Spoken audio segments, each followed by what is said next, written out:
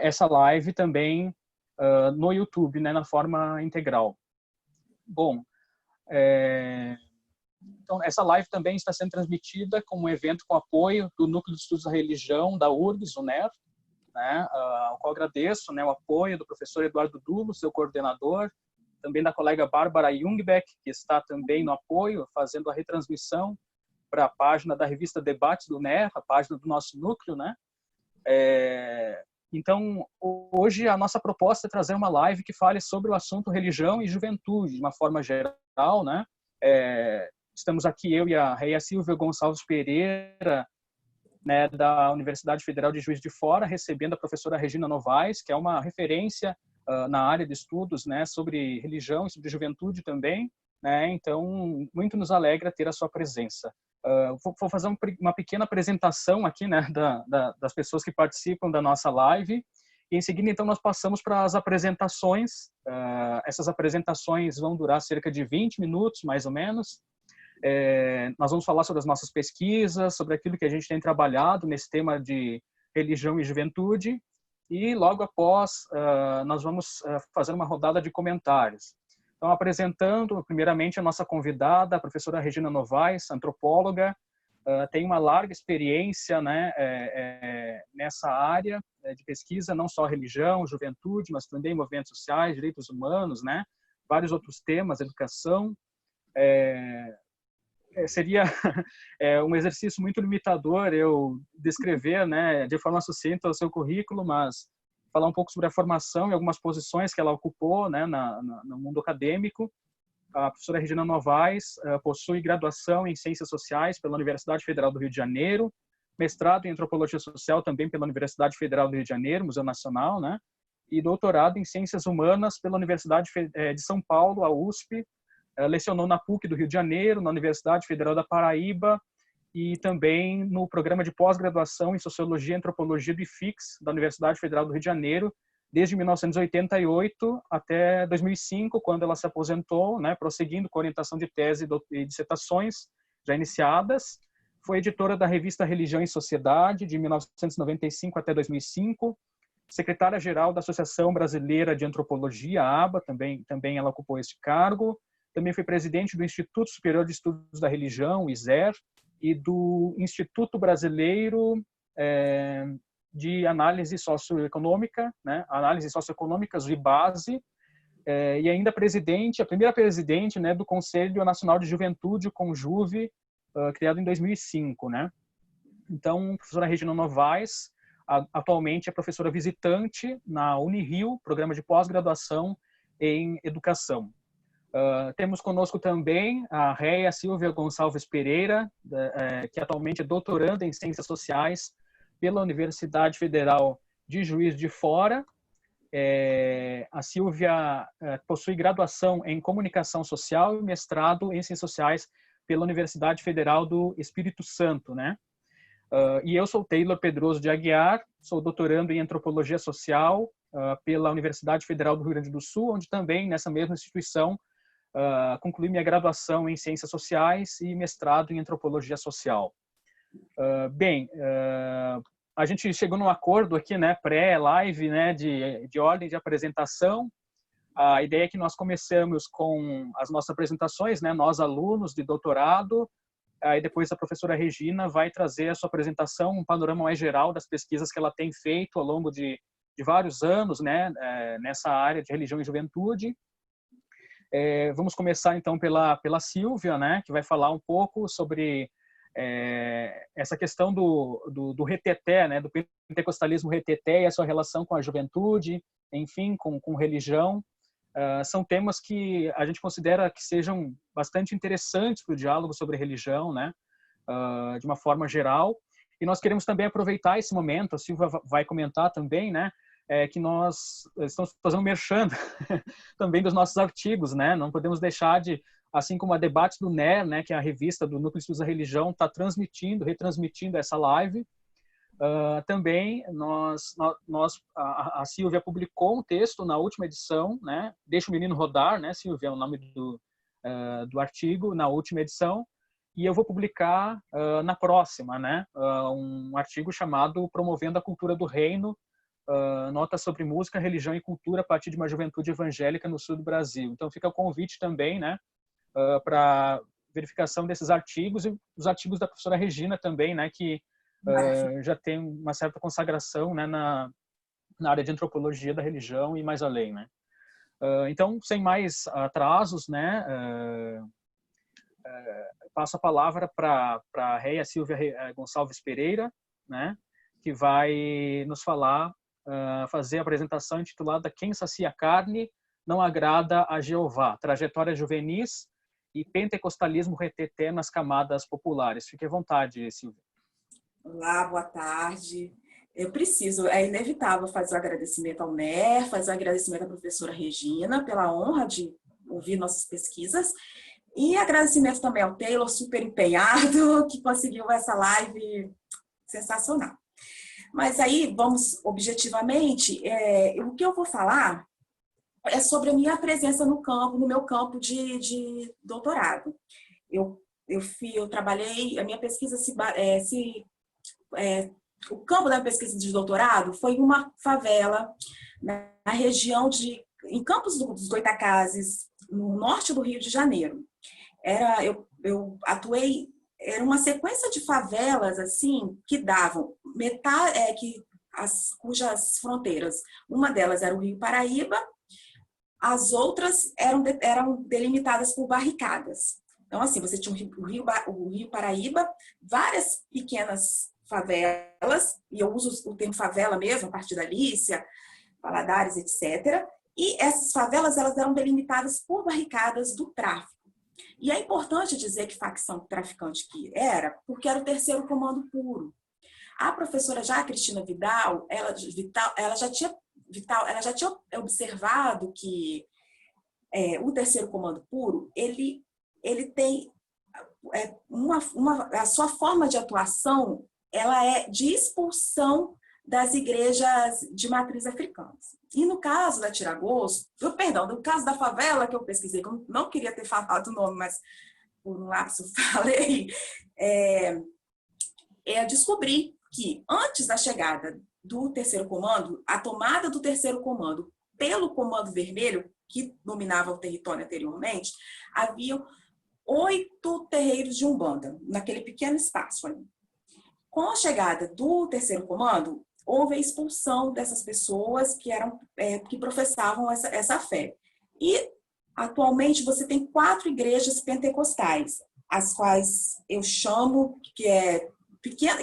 aí eu pego também a expressão da Clara Mafra, que são comunidades de maravilhamento do espírito, digamos assim. Pequenas comunidades. Eu não falaria que são espaços improvisados, porque eu sei que é tudo feito com muito cuidado, muita cuidade, mas são pequenas comunidades, pequenas com um mobiliário muito simples, etc., e que você tem um discurso pentecostal muito forte e que dentro da esfera, não diria o campo, porque não diria essa palavra, mas que é conhecido assim, pelas tensões geradas entre os pentecostais como reteté de Jeová. Lembrando que essa expressão ela é uma categoria de acusação. Reteté de Jeová ela é uma categoria de acusação e principalmente quem acusa são os protestantes históricos. Então, o que define, assim, quem fez um excelente artigo falando, a sua própria dissertação falando sobre o reteté foi o Cleiton Guerreiro, e ele fala que a palavra reteté refere-se a uma forma ritualística muito específica. O reteté, a categoria, ela tem 2 possibilidades, que primeiro seria o reteté, que é como a expressão da glossolalia, ou o reteté se referiria à forma como a uma associação às práticas das religiões afro-brasileiras, já que os seus acusadores chamam o reteté de macumba pentecostal. Os próprios, a igreja que eu pesquisei, eu perguntei, e aí, o que vocês acham dessa expressão reteté? Não gostam, eles entendem que é uma forma pejorativa, e falam assim, nós somos uma igreja avivada.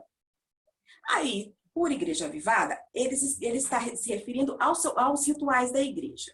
Dentro da igreja, dessas 4 igrejas dentro da comunidade, eu participei de uma delas. Então, dentro da igreja, você tinha rituais que eram, em que eu percebi, primeiro, o discurso do sofrimento muito forte.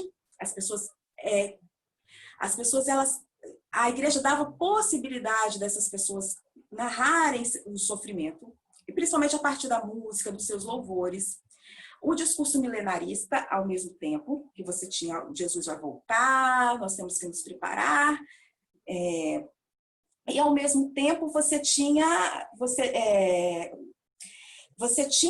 o ritual do maravilhamento do Espírito Santo muito intenso. E isso se fazia também pela música, que não sei se vocês conhecem, chamada Corinho de Fogo.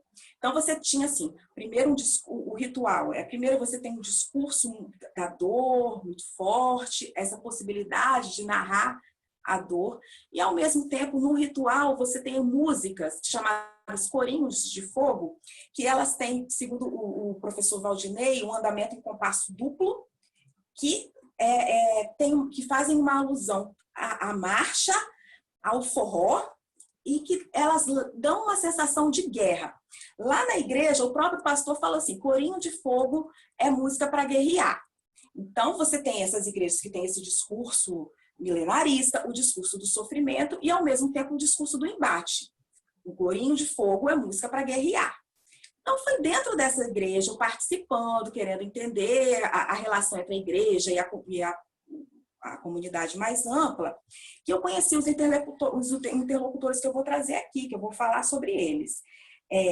Eu estava lá num dos cultos, era um culto de quarta-feira, foi feito o chamamento, né, de quem quer aceitar Jesus, e foram dois jovens, muito jovens. A primeira delas foi Jéssica. Todos esses nomes foram nomes que eles mesmos escolheram, nomes fictícios que eles escolheram. Jéssica tinha 15 anos, era a única que estava na educação formal.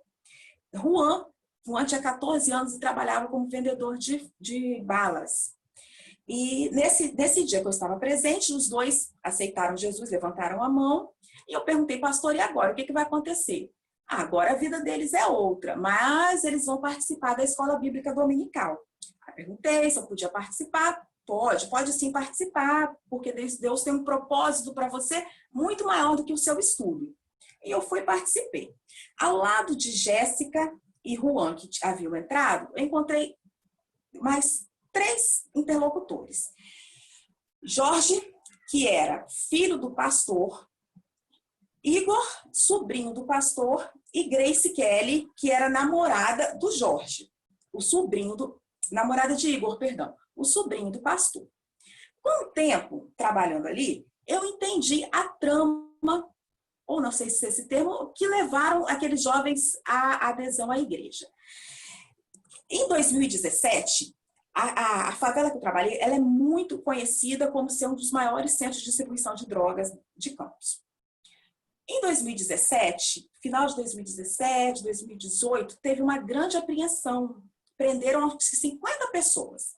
A polícia prendeu 50 traficantes. Destes, prenderam o chefe, o gerente, que ocupam hierarquias mais altas, e os demais que ocupam cargos muito pequenos, principalmente de vigias. Então, existe uma rede de vigias dentro da favela que é formada por crianças, por mulheres mães. Então, muitas dessas mães foram presas nessa grande apreensão que houve. E um desses meninos, o pai de Igor, o sobrinho do pastor, também foi preso. O pai de Jéssica também fora preso. Acontece que Igor, filho do pastor, o sobrinho do pastor, e Jorge, filho do pastor, foram acusados de caguete. Isso, quem conhece, que existem as leis tácitas da favela, né? Tem o funk, os 10 mandamentos da favela, e ser caguete na favela é sentença de morte. Então, eles foram acusados de serem um dos responsáveis pela operação da polícia que prendeu aquele monte de gente. E eles chegaram, e nisso as outras pessoas da igreja disseram que fizeram vigílias de oração para eles voltarem para a igreja e que não sei o quê. Contudo, segundo eles, foi só após um livramento em que ambos estavam em motos diferentes, ambos levaram rajadas de bala e não morreram. Perceberam, então, que a partir desse livramento, Deus tinha um propósito e entraram na igreja. Ao entrarem na igreja, levaram seus amigos. Então, assim, né, esse enredo pesado, complicado, que nos mostra muitas das questões que estão colocadas na periferia, estava posto ali da sua forma na igreja. Então, na igreja, a primeira questão foi em relação às condutas. Você já não podia mais ouvir o funk, que era o que eles mais gostavam, né? Você já não podia sair para beber com os amigos, etc.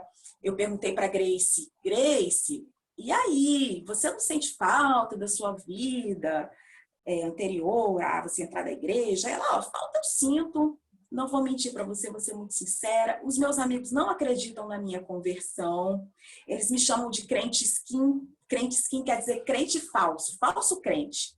É uma acusação muito séria dentro da comunidade e aquela comunidade relacional, que são as camadas populares em uma favela, né? Um dos obreiros que trabalhava, ele falou uma coisa, olha, existem diferenças. Você pode ser convertido ou convencido. Quando você é convertido, você não sente ter que... A renúncia, usando o termo, né, weberiano, a renúncia dos hábitos anteriores. Você foi convertido de fato. Lembrando, até a própria Mafra fala na questão da sinceridade, né? Que entre os evangélicos, a sinceridade da sua conversão tem que estar sempre, é um valor.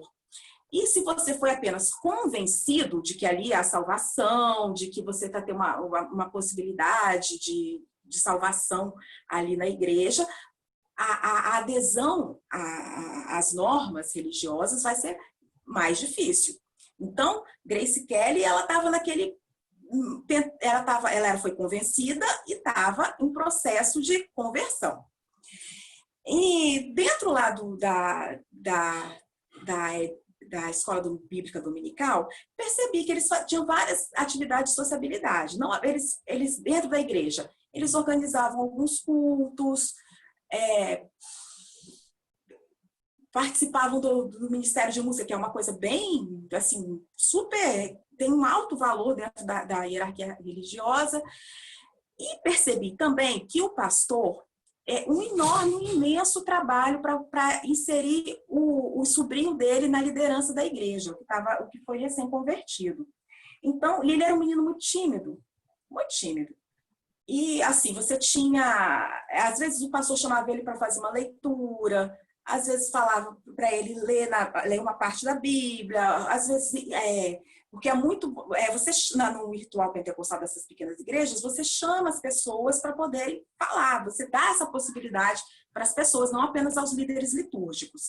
E um dia o pastor deu a oportunidade do Igor de falar a palavra, que é um grande valor assim, para eles, um grande reconhecimento você ser chamado para falar. Aí eu trouxe aqui o que ele falou naquele dia, foi muito emocionante para todos nós, assim, que estavam participando da escola bíblica. Pode vir isso a pregação dele. E ele, assim, sempre repetindo a performance do tio, bem intensa. Pode vir tempestade, amém. Jesus está no controle, amém. Aconteceram coisas ruins na minha vida, aconteceram. Mas eu só queria a bênção, não queria o abençoador. Quem sacia a carne não agrada a Deus. Você tem que aceitar a sua cruz. E esse foi o depoimento bastante forte, mas assim, que foi recebido, foi uma festa. Aquele menino tímido, falando de forma tão... pegando as performances, né, dos oradores e falando daquela forma, foi entre os jovens que estavam na escola bíblica, foi um momento assim, de muita festa, essa fala dele. Aí, mais tarde, foi o dia do batismo, o dia da decisão final. Aí eu falei pro pastor que eu ainda não ia me batizar, eu estou fazendo trabalho, etc. Aí fomos lá, e foi uma cerimônia bonita no Rio Paraíba.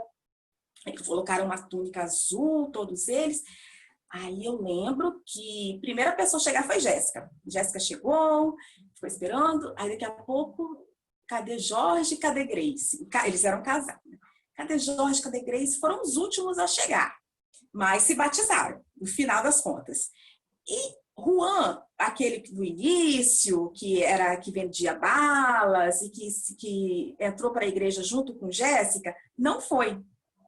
Aí no dia seguinte eu perguntei o que aconteceu. Aí Grace, olha, foi muito difícil, eu quase que eu não vinha, eu não sabia se eu estava certa em querer vir, não sei o quê, mas no final eu decidi vir e me batizei.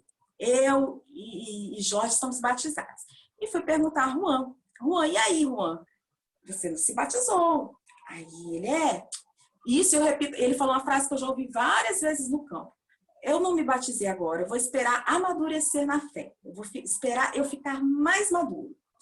De qualquer forma, ele ficou indo frequentando essa categoria de visitante. Ele frequentava a igreja, não assumia oficialmente como fizeram seus colegas, e por isso ele é um evangélico genérico, como diz a professora, né?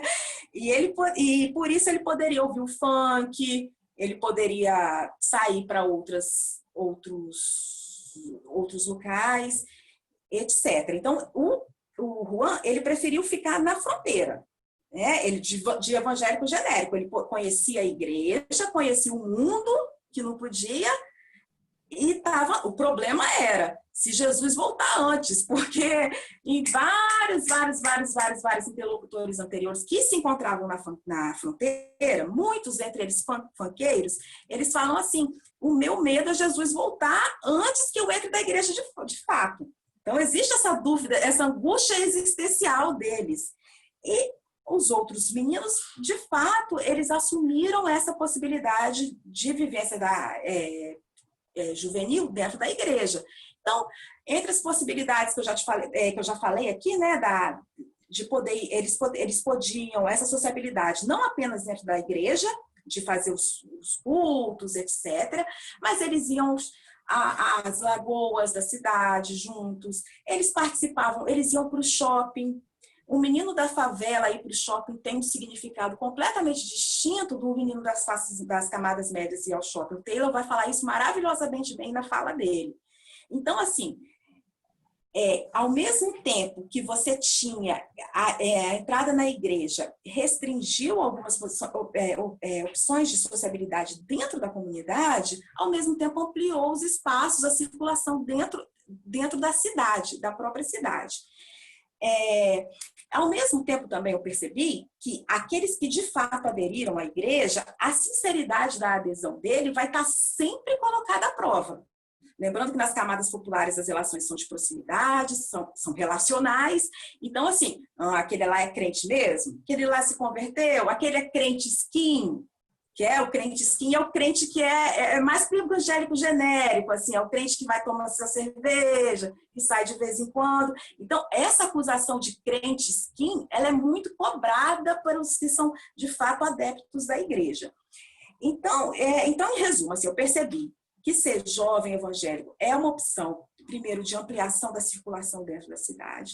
E uma coisa mais séria, lembrando aqui o que a Vina Dais fala, que um evento de fragmentação, como a prisão do seu pai, você ser jurado de morte, você ser, né?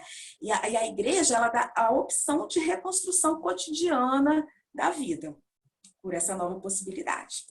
Acho que é mais ou menos isso que eu ia falar. Passei do tempo, fiquei reduzida. Como foi? Perfeito, Silvia, perfeito. Então, muito boa a apresentação da Silvia, né? Tá acompanhando aqui, né? A gente tá se virando nos 30, né? De fazer isso novo, né? Para mim, eu nunca tinha feito uma live na vida. Então, às vezes, né? Fico controlando aqui, né? O Facebook também, né? Entre o Zoom e o Facebook, olhando se a live tá tudo certo ali. E nós estamos agora contando também com a transmissão da Associação de Cientistas Sociais da Religião do Mercosul, né? Da página da Associação de Cientistas Sociais da Religião do Mercosul. Agradecemos também ao professor Rodrigo Toniol, presidente, né? que também está nos dando essa oportunidade, né, de ter um público maior através da página da associação. Enfim, passando então para minha fala, né? Antes ainda gostaria de dizer que tem vários comentários surgindo também na nossa live, né? A gente não vai ter na nossa dinâmica, né, inicial, pelo menos nessa primeira live, né? Quem sabe nas próximas a gente possa ter uma dinâmica diferente também de interagir mais com o público, né? De ler os comentários, de responder. Mas, enfim, a gente não tem essas condições no que a gente estruturou para essa live de hoje, né? Mas, mesmo assim, nós agradecemos, né, a participação, já temos várias pessoas assistindo, comentando, né? Pessoas não só do meio acadêmico, mas de fora. Isso é muito importante. Acho que mostra também um pouco do poder que a live tem na comunicação, né? Também do conhecimento que é produzido na universidade. Bom, a minha apresentação também é um universo que, embora trate também de juventude evangélica, se trata, na verdade, de uma outra juventude, né? De um outro universo. Então, o que a Silvia falou sobre a pesquisa dela realmente parece algo distante, né? Se a gente for olhar, né? Tomar o termo evangélico ou jovem evangélico como um definidor de uma identidade comum, né? De fato, parece haver na fé uma identidade, né? Uma liga, né? Que une esses jovens pentecostais de periferia, né? E os jovens com os quais eu convivi durante a minha pesquisa de mestrado em antropologia na URGS, né? Então, em 2 anos, né, minha pesquisa de mestrado ela foi voltada a entender um pouco melhor as dinâmicas, né, do culto, de um culto específico que é organizado por uma juventude, um ministério de jovens evangélicos numa igreja batista em Porto Alegre, que é a Brasa, né? O nome da igreja é Brasa, né? Uma igreja que inicialmente já tem uma longa história, foi fundada em 1910 e por muito tempo ela ficou vinculada à Convenção Batista Brasileira, né, sendo uma igreja batista tradicional, digamos assim. E nos anos 80 ela se pentecostalizou, passou por um processo de renovação e acabou se dissociando dessa convenção e se tornando uma igreja independente. E a juventude dessa igreja, ela organiza nos sábados à noite, né, um culto específico que se chama Brasa Church. Não só o nome do culto é Brasa Church, como também o nome da juventude, do próprio Ministério de Jovens é Brasa Church. E então, na minha pesquisa, né, eu procurei explorar alguns aspectos relacionados com a tendência de culto que é praticada por essa juventude, né? Essa tendência se chama worship, né, de uma forma geral, né, que traduzido esse termo do inglês para o português quer dizer adoração, né? Mas eles não traduzem, de fato mantém esse termo, esse anglicismo, né, que worship, né, para definir em primeiro lugar um estilo musical muito específico e também uma estética de culto, né? Assim eu tratei, né, o worship enquanto um tripé baseado no estilo musical dessa juventude, na tendência de culto, na estética de culto, né, e também no que eu chamei de cultura de adoração. Então, são 3 coisas que convergem, né, no worship, né? E como o worship se caracteriza e qual é a diferença do worship em relação a outras estéticas de culto e outros estilos musicais. O estilo musical é marcado por músicas longas, de longa duração, né, 6, 7 minutos ou mais, né? Que contém um ritmo que não é um ritmo, ao contrário do que se possa imaginar pela estética, questão estética mesmo, né, que eu vou comentar daqui a pouco, não é um ritmo agitado, e sim um ritmo de contrição, de reflexão, um ritmo bastante leve, enfim, uma música de adoração. Falar em música de adoração no meio evangélico não é novidade, né? Desde os anos, final dos anos 70, anos 80, a música congregacional assumiu contornos diversos, né, do que ela assumia antes, né, quando você tinha a experiência musical evangélica muito relacionada com os inários, né, os tradicionais inários protestantes, né. Mas o worship ele marca realmente um estilo musical que é diferente, e é diferente sobretudo por conta da estruturação que acontece no interior do templo durante o culto, né. E aí eu destaco as luzes apagadas, telões, luzes de festa, né, refletores, fumaça artificial, coisas que fazem com que realmente fique parecendo um ambiente similar a um show, né, mas não se trata de um show no sentido secular, mas de um culto, né? De fato, não deixa de ser um culto, né? Onde há também a presença da palavra, a presença do testemunho, da oração, mas há uma preponderância da música, né?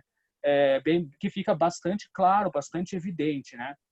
Então, o worship está baseado no estilo musical específico, né, que tem se popularizado entre juventudes evangélicas, não só entre a Brasa Church, mas entre outras igrejas, né, não só batistas também, em outros universos, né, protestantes, e também por essa estética de culto, né, que faz com que o ambiente do templo fique totalmente diferente no sábado à noite, quando acontece o culto de jovens. Em outros cultos da igreja, que congregam outras faixas etárias, né, que não a juventude em si, né, os cultos têm uma roupagem, uma estética bastante diferente, né, que é aquela bastante diferente do culto da Brasa Church, né. Então, no sábado que acontece essa transformação. Então, uma cortina preta envolve o altar, a frente do altar, né, as luzes são apagadas, enfim, tem todo esse ambiente, né, que retrata o que seria a estética worship, né. Então, na dissertação de mestrado, eu procuro desenvolver uma discussão acerca de, né, baseado numa abordagem teórica que é uma abordagem material, né, o que se chama de religião material também, especialmente levando em consideração as contribuições de uma antropóloga alemã chamada Birgit Meyer, né, que trata de alguns conceitos como formas sensoriais, formação estética, e esses conceitos eles têm a ver realmente com uma condição de formação de subjetividades e acima de subjetividades, sentidos, né? De sensorialidades, que chamei no título da minha apresentação, que se chama O Reino e Suas Sensibilidades, né? De sensibilidades mesmo, né? De formas de sentir. Mais do que formas de pensar, a experiência religiosa são formas de sentir, né? Então, a argumentação é que esse ambiente, essa estética de culto, né? Estética aqui no sentido não do belo, né? Daquilo que pode ser contemplado, né? Mas no sentido de aristotélico, de engajamento sensorial com o mundo. Então, a estética, o corpo, né? Ele informa a estética, né? Os sentidos informam a estética. A estética é tudo aquilo que se pode sentir nas experiências sociais e na religiosa, inclusive. E aí eu procuro discutir como que a adoração, né, esse termo central, adoração no sentido mais amplo dentro da igreja, né, que envolve o culto, ele passa pela modulação dos sentidos, né, desses jovens que estão presentes, né. É importante também aqui denotar uma diferença em relação ao universo da Silva, por exemplo, porque a igreja, a Brasa Church congrega uma juventude com perfil econômico de classe média, sobretudo, né, um perfil de classe média, de jovens universitários, né, em sua grande maioria, de até cerca de 30 anos. Então, e esse lugar se trata de um lugar onde você tem uma adoração, né, que é guiada por certas mediações materiais, né? E aí eu discuto na dissertação, por exemplo, a necessidade que se teve ao longo da implementação desse culto, né? O culto da Brasa Church ele foi implementado em 2013, né? No final de 2013, início de 2014, então é muito recente, né? E tem feito um enorme sucesso aqui em Porto Alegre, né? Entre as juventudes evangélicas, né? Atraindo pessoas de outras igrejas que vão visitar e conhecer esse modelo de culto, né? E participar disso. Mas no começo, né, da implementação desse estilo de culto e de música, né, havia, né, de fato, uma tendência a ritmos mais agitados, né, a tocar ritmos que comumente não se tocam nas igrejas, o rock, etc. Havia essa ideia, né, presente de uma adoração uma coisa mais animada, nas palavras dos meus interlocutores, de uma igreja mais legal, né, nesse sentido, né. E ao longo do tempo se percebeu que existia necessidade de produzir o que eles chamam de profundidade em adoração. Essa profundidade, ela significa que não deveria tanto ser celebrado a questão do corpo, né? Ou como o corpo ia ser vivido nessa tendência, mas a reflexão sobre aquilo que se estava sendo cantado, estava sendo celebrado. Então, especialmente na questão das letras, né? E essa necessidade de reflexão sobre o conteúdo das letras, que se canta mais do que sobre a forma do corpo, né, como o corpo se mexe, se movimenta dentro do culto, ela estimulou algumas mudanças materiais. Por exemplo, a necessidade de que as músicas elas assumissem, de fato, no culto a característica de contrição, de reflexão, através, por exemplo, do acionamento de uma função do teclado, né, que se chama de pad, né, que traduzido significa almofada, que funciona como uma ambientação acústica, né, para todo o culto, não só para a música, mas também para pregação, para outros momentos, né, onde se estimula um sentimento de nostalgia, um sentimento épico, né, para que os jovens se sintam mais estimulados à reflexão sobre as letras, o conteúdo religioso das letras das músicas, do que sobre o corpo. E aí a discussão que eu faço é relacionada, sobretudo, à ideia que eu trago de um autor chamado Webb Kane, né, de ideologia semiótica.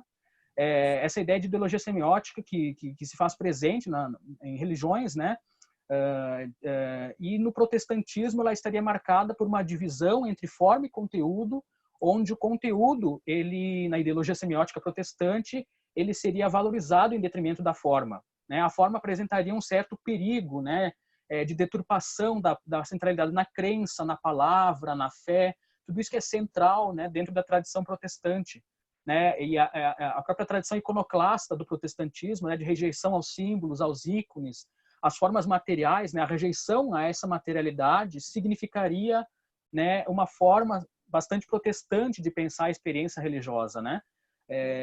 E a Brasa Church não rompe com isso, né? Mas ao mesmo tempo a religião também se faz materialmente, porque é através da modulação dessas mediações materiais que efetivamente vai se produzir sentidos para a adoração e sensibilidades que têm a ver com certos efeitos. E aí eu chego no ponto que é o ponto do reino, né? Que eu destaquei no título também. A minha dissertação se chama Cultura para o Reino, e a ideia da cultura apareceu muito fortemente, porque ao mesmo tempo que eu posso falar em cultura no sentido secular, né, a cultura, né, do mundo, eu posso falar em cultura da igreja dentro da Brasa Church, né? Na Brasa Church muitas vezes eu ouvi falar de cultura do reino, na expressão cultura do reino, e isso me chamando a atenção, né? O que será que é a cultura do reino que aparece nos sermões, que aparece nas conversas com as pessoas, porque nós devemos desenvolver uma cultura do reino e etc, né? E eu percebi que é uma ideia dupla, né? Em dois sentidos ela avança. Primeiro, num sentido interno, a igreja, né? Que é o sentido de desenvolver uma cultura interna de adoração, que seja uma cultura do reino, né? Uma coisa diferente, né? Uma coisa que esteja relacionada com esse sentido que se quer dar de uma juventude que se engaja, né, realmente nessa experiência religiosa do worship, né, de adoração, que é uma adoração mais livre, mais espontânea por causa dessa questão estética, né? Por exemplo, a luz apagada no culto é vista como algo estratégico porque produz uma certa invisibilidade. Então, segundo os membros da Brasa Church, os músicos, etc., os frequentadores, isso causaria um bem-estar, que as pessoas se sentiriam mais bem para expressar suas emoções, sem ser observadas, sem se sentir constrangidas por causa disso.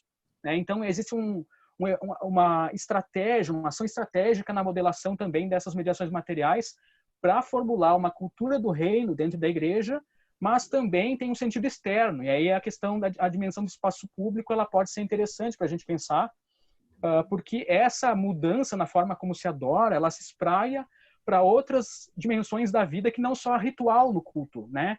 Então se desenvolve uma cultura do reino, né? Para estimular a transformação da cultura aqui no seu sentido secular, né? No seu sentido de a cultura do mundo, né? Essa divisão entre igreja e mundo. Então o que eu quero mostrar também nessa pesquisa, o que eu quis trazer na dissertação e com essa pesquisa sobre jovens, foi que o que parece, né, revolucionário, uma coisa totalmente nova dentro da tradição, né, de adoração, né, das igrejas evangélicas e a partir da juventude, não é necessariamente algo que rompe com dualidades igreja e mundo, mas essas dualidades elas são colocadas em jogo, né, a partir das mediações materiais. Né? Essas mediações materiais elas acontecem através dos vários elementos, né? Eu falei aqui do escuro, falei aqui dos pads, né? Do teclado, do som, da música, e como isso é necessário para se criar uma ideologia de reflexão para reafirmar uma ideologia semiótica protestante que coloca o conteúdo acima da forma. Então, mostrar como as ideias religiosas, as crenças, as ideologias semióticas, elas também passam pelas mediações materiais, né, por essa dimensão material. E aí fica o convite também, né, para quem quiser conhecer melhor, para ler também a dissertação, para então entrar em contato com outras mediações que eu ali comentei, né, e tentei fazer uma etnografia do culto com base nessa questão material, né. Mas uma das questões que aparecem, por exemplo, uma das consequências, né, que aparece da cultura do reino, a ideia de cultura do reino e da adoração, quando a adoração extrapola a própria adoração e chega em outras dimensões não rituais, né, é o fato de que você tem que estar adorando o tempo inteiro, né? Você tem que estar adorando não só na igreja, mas você tem que estar levando essa cultura do reino para outros lugares. Então você leva para política, você leva para as artes, você leva para a mídia, para a educação, que são âmbitos que foram condensados, digamos, na chamada teologia do domínio, teologia do reino, né? E essa teologia, né, ela informa muitas ações evangélicas hoje no Brasil, né, de influenciar diversos âmbitos da vida social, a igreja sair para fora, a igreja transformar o mundo, essa postura transformacionista da cultura, né.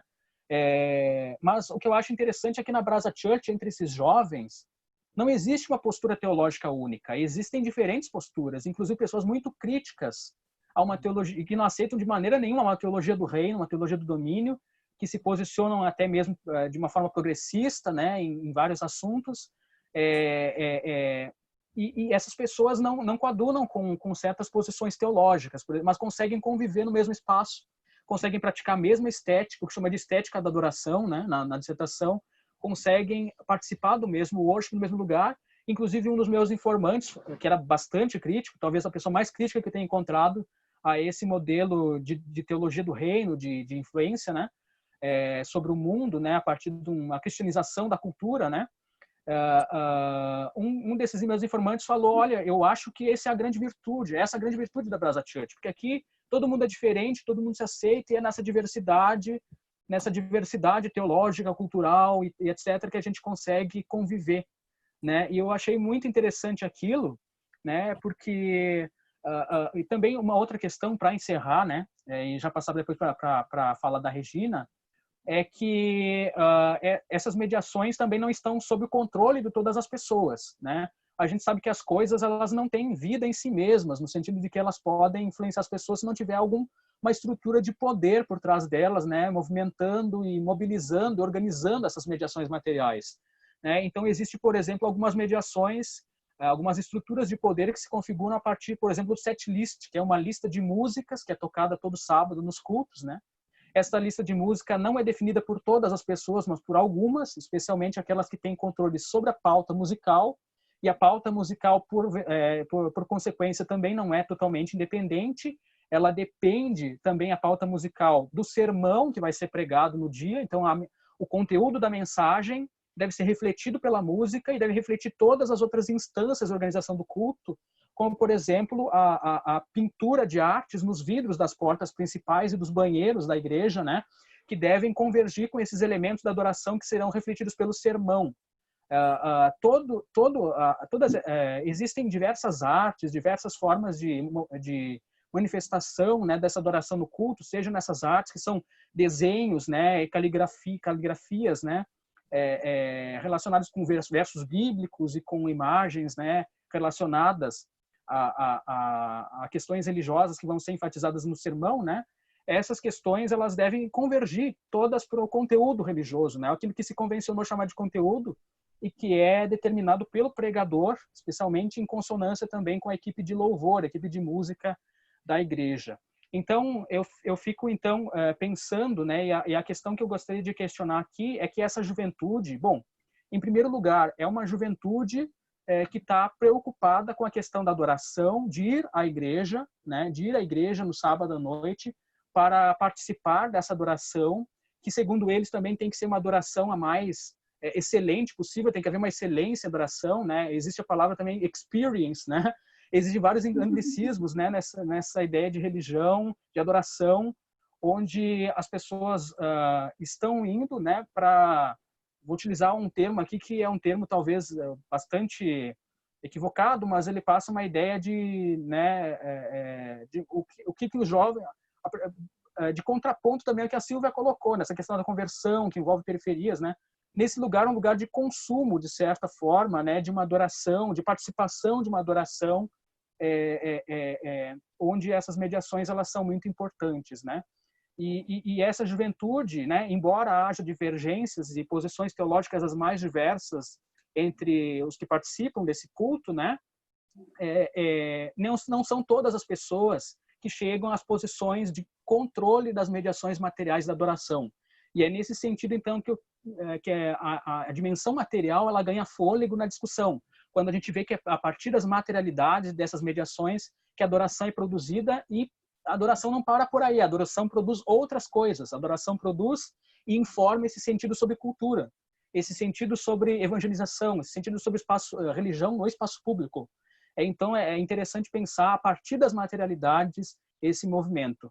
Depois, a gente, nos comentários, vai ter condições de comentar melhor algumas coisas, né, que talvez tenham escapado nessas falas iniciais e comentar uns aos outros, né, fazer aproximações. Então, mas, da minha parte, era isso, a parte da minha fala, né? Eu vou passar agora para a professora Regina Novaes, que vai falar, então, sobre juventude, religião em espaços públicos, o que há de novo, né? Contigo a palavra, professora Regina. Muito obrigada, grande prazer de estar aqui. Queria dizer que quando o Taylor falou comigo e logo falou sobre a Sílvia, eu percebi quanto eu tenho a ver com o NER e com o Juiz de Fora também, né? Com as duas, são duas experiências, não tanto com a ciência social. No caso do NER, primeiro queria agradecer ao Eduardo Duno, querido, que está aí segurando e fazendo do NER hoje, mas tem assim, uma relação de muito tempo, pelo Carlos Stein, que foi um fundador do NER. Outro dia, o Carlos falou numa live do ISER que, quando o NER, que ele fez com outros professores, claro, de Porto Alegre, para ele era um pouco continuidade do ISER, né? Então, isso me dá uma grande alegria. Também, Rodrigo Toniol, também, que está aí presente, também me lembra muito esse momento de Porto Alegre, agora em Campinas. E também queria dizer que Emerson, né? Eu não conheço ainda a Cristina, saúdo a Cristina Dias, mas o Emerson é uma pessoa querida com quem tenho trabalhado em muitos momentos da minha vida. Então, é muito parentesco, né? Eu diria os indígenas, né? Tem muito parentesco envolvido nisso, e eu estou muito feliz. Também lembrando do Juiz de Fora, quer dizer, por um lado, queria até dedicar essa live para o Faustino Teixeira, Dudu, que se operou há pouco tempo, e foi quem me levou para Juiz de Fora, para o curso não para Ciências da Religião. Eu dei um semestre de aula em Juiz de Fora e gostei muito. E também no curso de Ciências Sociais, duas pessoas com quem eu me identifico muito, que é o Marcelo Camussa e a Fátima Tavares, que foi até me orientando aqui no Rio, e passou um bom tempo em Juiz de Fora. Então, é uma parentada, como diriam os indígenas quando querem estabelecer laços de amizade e de continuidade com as pessoas. Então, é um grande prazer, eu parabenizo o Taylor por ter tido essa iniciativa, ter chamado a Sílvia e ter colocado essa parentela toda aí em comunicação, né? Então, bom, eu acho que gostei muito das duas falas, né? Eu acho que foram muito boas e elas são muito importantes no momento que nós estamos vivendo no Brasil, né? Porque é um momento em que se procura descobrir onde é que está o mal do Brasil, né? Onde é que está o problema do Brasil. Estamos vivendo um momento em que a religião, falar em política é falar em religião, e falar em religião é buscar, inclusive, qual foi o problema, né, que se passou nos últimos anos. E essa coisa da generalização sobre os evangélicos, que já era uma questão há muito tempo, né, no país, desde quando eu escrevi Os Escolhidos de Deus, há muitos anos atrás, essa já era uma questão, tornou-se uma questão política, uma questão importante, porque a gente sempre procura localizar onde está o mal, e muitas vezes colegas, pessoas, intelectuais, inclusive, a mídia, adora colocar tudo aconteceu por conta dos neopentecostais. Inclusive, assim, é muito interessante como a categoria neopentecostal, ela parece que encerra toda uma questão e ajuda, e a conversa termina aí, né? Todo mundo parece que se entende que entre os neopentecostais, primeiro, existe uma homogeneidade, e segundo, não se percebe, por exemplo, coisas como que quem está no espaço público, falando dos evangélicos hoje, nem sempre pertence nem ao pentecostalismo, nem ao neopentecostalismo, são igrejas, muitas vezes são de igrejas de missão histórica, mas isso não se fala, e é muito fácil e muito rápido se colocar a questão dos neopentecostais, né? Então, esse é um exemplo, ou então evangélicos, é outro nome generalizado também, que ajuda a gente descobrir o que está acontecendo no país, mas a pergunta que a gente faz sempre é o que essas categorias estão encobrindo, né? Isso não quer dizer que eu não esteja começando a nossa conversa dizendo que existem, na verdade, coronéis da fé, como até usado dentro do próprio campo, que se beneficiam dessa generalização e buscam falar em nome dos evangélicos. Então, é muito fácil, cria uma coisa muito rápida, você poder pegar as palavras dos coronéis da fé, né, que falam no espaço público, que muitos estão, inclusive, têm cargos no Poder Legislativo, e transformar para todos os evangélicos. Então, isso eu acho assim, traz uma importância, uma responsabilidade muito grande para quem trabalha com os evangélicos, né? Porque a gente tem a obrigação de não facilitar, né? Ou seja, a gente tem a obrigação de complicar a questão, de trazer questões, de trazer questionamentos, não absolutamente defender os evangélicos, não se trata disso absolutamente, e outro extremo, mas mostrar que a questão é muito mais complicada do que isso, né? Então, eu acho que os dois trabalhos são muito bons nesse sentido, eles entram numa toda uma possibilidade de mostrar, de evitar economia de reflexão, né? Vocês trazem trabalhos que, ao contrário, eles pedem mais reflexão, eles pedem mais pesquisa, mais reflexão. Então, eu gostei muito dos dois trabalhos. Então, nesse sentido, é bem interessante, acho que vai ser boa a nossa composição hoje, embora a gente não tenha nem combinado tanto, né? Vai ser muito bom, porque eu acho que, por um lado, a Silvia nos traz coisas que acontecem nas chamadas periferias, né? Aí, usando palavra, inclusive, entre aspas, porque foi uma questão, você generalizou chamar de periferia, usando uma categoria que é uma categoria também nativa, movimentos periféricos, e se transformou numa categoria nacional, sabendo que nós sabemos que não se fala assim em todos os lugares. É uma palavra paulista, uma palavra que está no dicionário mais geral, mas que sempre foi usada mais em São Paulo e que hoje é usada para o Brasil como um todo para falar de espaços e territórios onde você tem presença precária do Estado, a não ser a força bruta da polícia, né? E você tem um reflexo do narcotráfico internacional nesses territórios, que são também territórios de pobreza. Então, é muito interessante isso que a Silvia traz num território específico. E o Taylor nos traz uma outra coisa importante também, que é mostrar como é que os evangélicos de classe média também se reciclam nesse tempo. Deixa eu usar a palavra reciclam aí no sentido do meio ambiente, aquela reciclagem que é encontro entre continuidades e descontinuidades, né? Então, eu acho bem interessante para a gente falar de juventude, né? Para a gente falar de juventude, é muito importante a gente, primeiro, botar lá o famoso S nas juventudes, né? Nós temos aí juventudes que estão aparecendo, expressões de juventudes que vivem no mesmo tempo histórico, mas que, de certa forma, têm outro tipo de inserção econômica e cultural, né?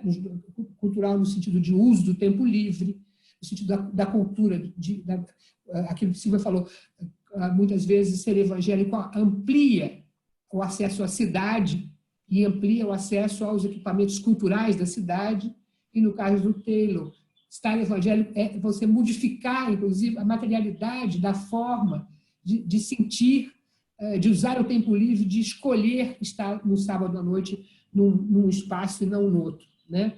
Então, eu acho que vocês trouxeram uma coisa bastante importante no S da juventude e no S,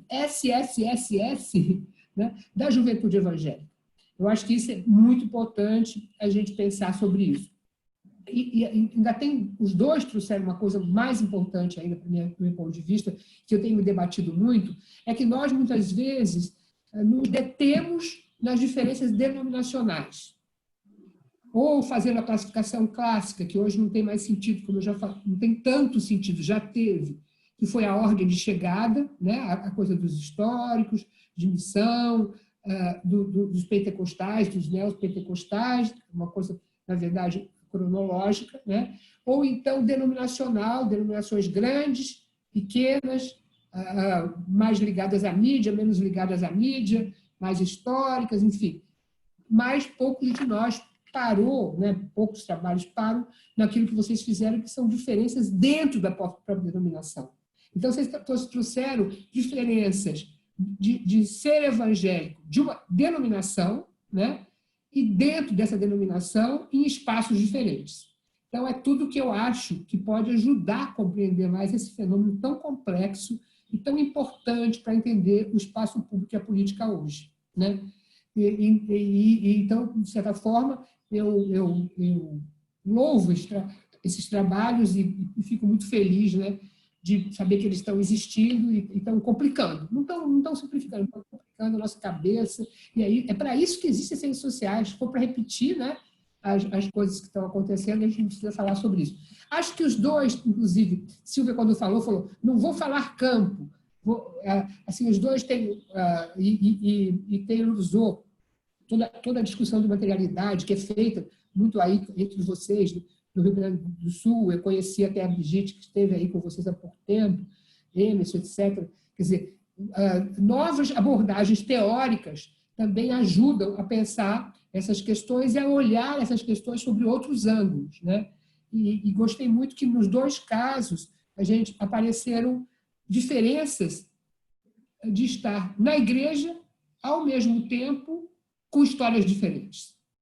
Ou seja, como diz Ana Paula Lisboa, que é uma articulista do Globo, que nasceu e foi criada numa favela carioca, ela tem um artigo que estou cansada de citar, mas é que eu não encontro uma expressão melhor, que ela fala: somos mais que um rebanho.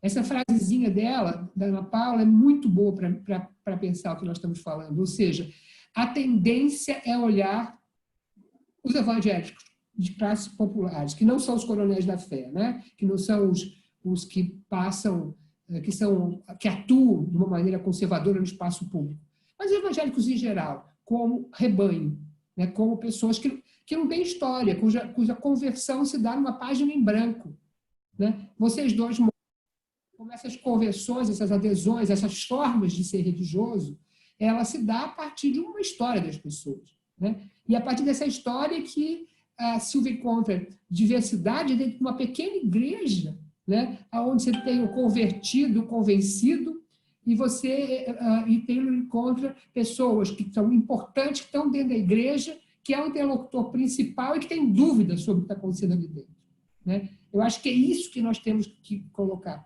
A minha querida articulista do Globo, ela diz assim: tem evangélico, falando sobre si mesma, ela fala: eu era uma evangélica que participava muito, e não era uma evangélica de banco, né?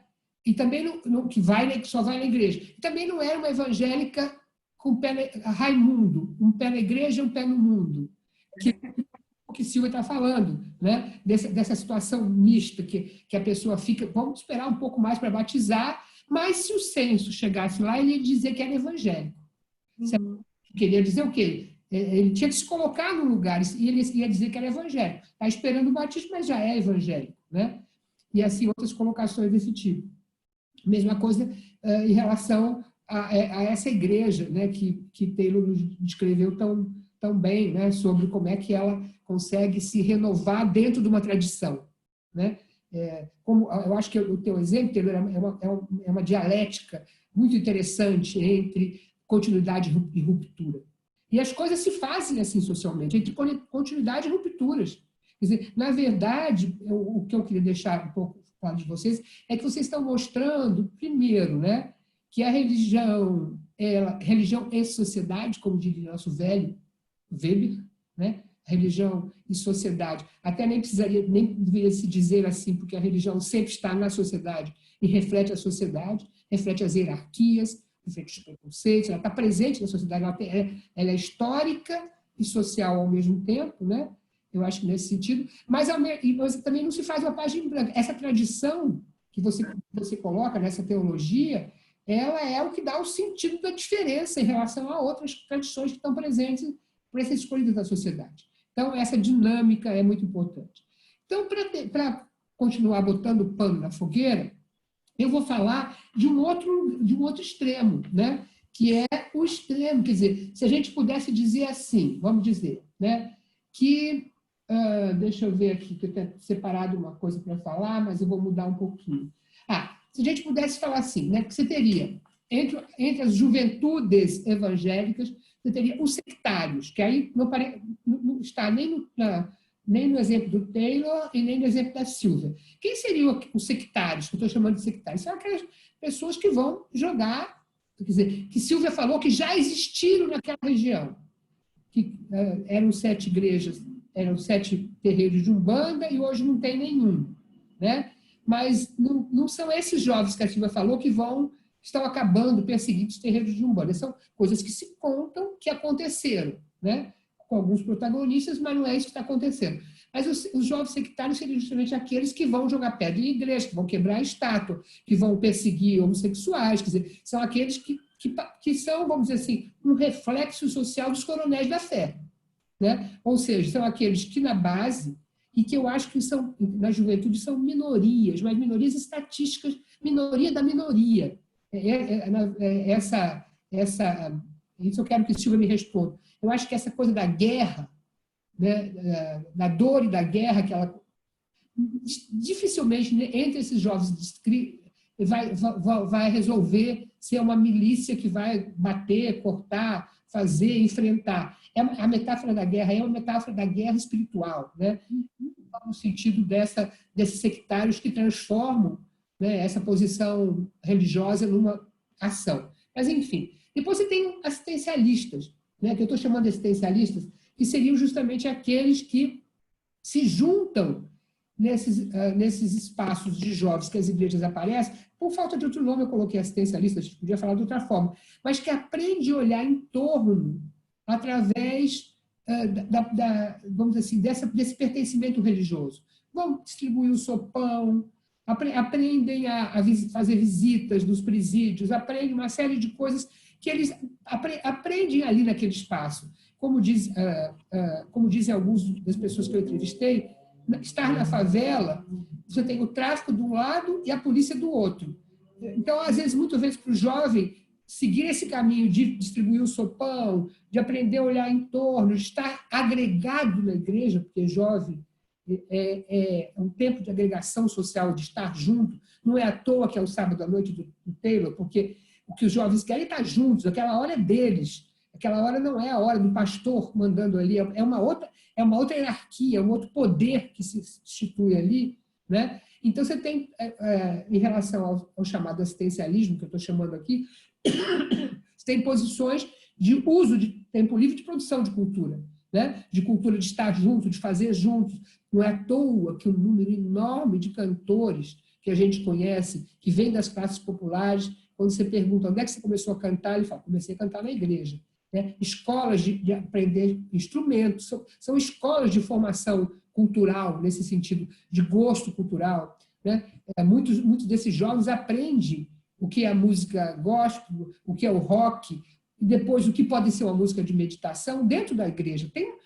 Dentro dessas igrejas tem uma formação cultural, musical, que não tem, por exemplo, dentro de outras alternativas religiosas, né? Porque a música é muito central numa tradição cristã, onde a palavra combina com a música mais do que o rito, né?